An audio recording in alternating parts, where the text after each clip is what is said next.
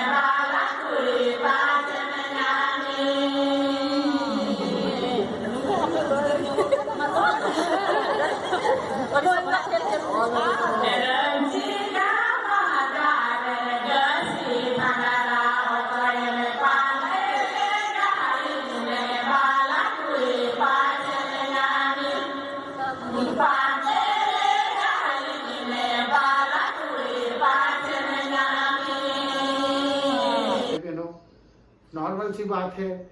जो लोग नहीं जानते वो ऐसी ही बात करेंगे। हमारे परमेश्वर ने हमें शिक्षा दी है कि हमें शांत रहना है। किसी भी हालत में, किसी भी मुश्किलों में हमें अपना क्रोध जाहिर नहीं करना है, क्योंकि जब हम क्रोध कर देंगे तो हमारे साथ बहुत कुछ बुरा हो सकता है।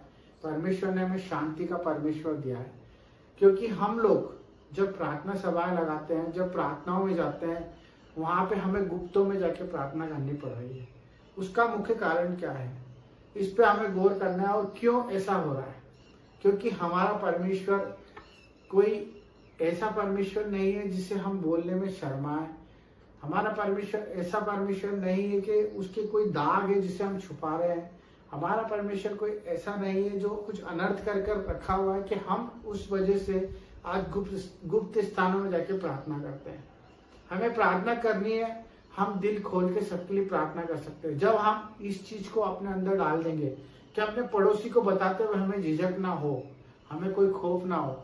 जब हम बंद कमरे में किसी चीज को करते हैं तो लोगों की शंका जाहिर होती है। हमें परमेश्वर की बातों को सुनना तो है, परंतु उसे बयां करना भी आना चाहिए। हमें क्लियर बताना आना चाहिए कि हम क्या करते हैं, कैसे करते हैं और क्यों करते हैं। हम किसके आदेश से करते हैं और किसके लिए करते हैं और इससे हमारा क्या फायदा है। जो लोगों को ये लगता है कि जहां पर चर्च बन जाती है, जहां पर जो 4 लोग प्रार्थना करने लग जाते हैं, वहां पर धर्म परिवर्तन होना शुरू हो जाता है। इन्हें इस चीज का खौफ इसलिए क्योंकि ये लोग खुद अभी तक अपने आप को क्लियर नहीं कर पा रहे कि ये लोग हैं क्या। क्योंकि जो धर्मांतरण की बात करते हैं ये इन्हीं के बीच में से है। मैं आपको आज मैं बताता हूँ इसका मुख्य जड़ क्या होता है कि जब हम चर्चेस में प्रार्थना करते हैं, वो अधकच्चे ज्ञान लेके हमारे पास से चले जाते हैं।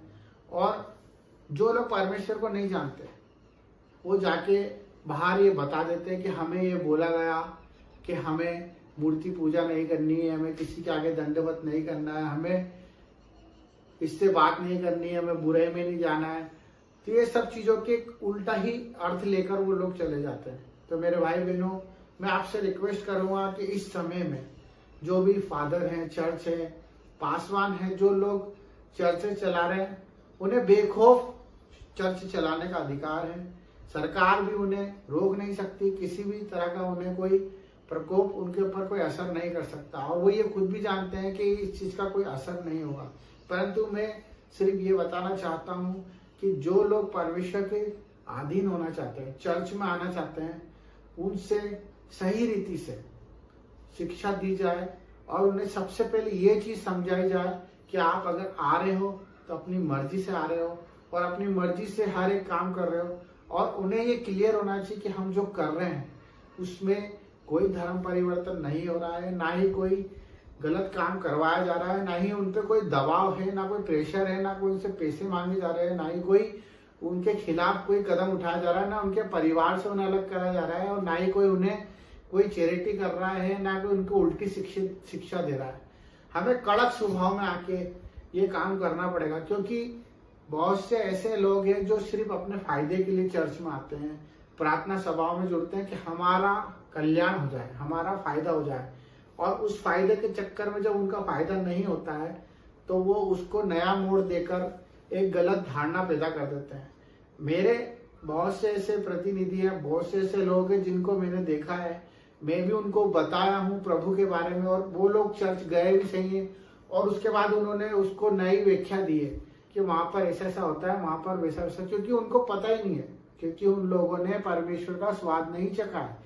मैं आप सबसे निवेदन करना चाहता हूँ, प्रार्थना करना चाहता हूँ कि आप लोग थोड़ा सा कड़क स्वभाव में आ जाएं, क्योंकि इन्हें लगता है कि परमेश्वर ने हमें सिर्फ शांत स्वभाव दिया, सहन करने की ताकत दी है, और हमें सिर्फ चुप रहने का आदेश दिया। ऐसा नहीं है। हमें सच के लिए प्रभु ने बोलने के लिए कहा है कि हम सच बोलने से ना घबराएं। हमें अच्छे लोगों की संगति में रहना है। हमारा परमेश्वर कहता है कि हमें ज्यादा लोगों से कोई मतलब नहीं है। हमें सिर्फ एक आत्मा जो परमेश्वर को जान पाए, हम उस तक पहुंच पाए। तो हमें ना ही कोई ऐसा कदम उठाना है जिससे हमारे परमेश्वर की बुराई हो, और ना ही कोई ऐसे चर्चों में, स्कूलों में जो वाद विवाद होते हैं उससे हमें नजरअंदाज करना है। हमें बाकायदा उस पर अपनी प्रतिक्रिया देनी है, उससे क्लियर करना है, जस्टिफाई करना है, क्योंकि ये आपके साथ भी हो रहा है। आपको भी पता है कि आज आप जहाँ जहाँ प्रार्थना सभा करते हैं वहां पे उससे एक अलग ही नाम दे दिया जाता है कि वहां पर कुछ गलत शिक्षा दी जा रही है।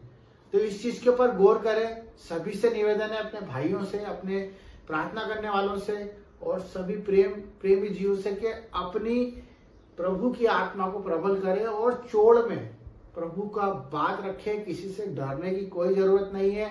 जब हम गुप्त स्थानों में प्रार्थना करेंगे तो लोगों को शंका पैदा होगी।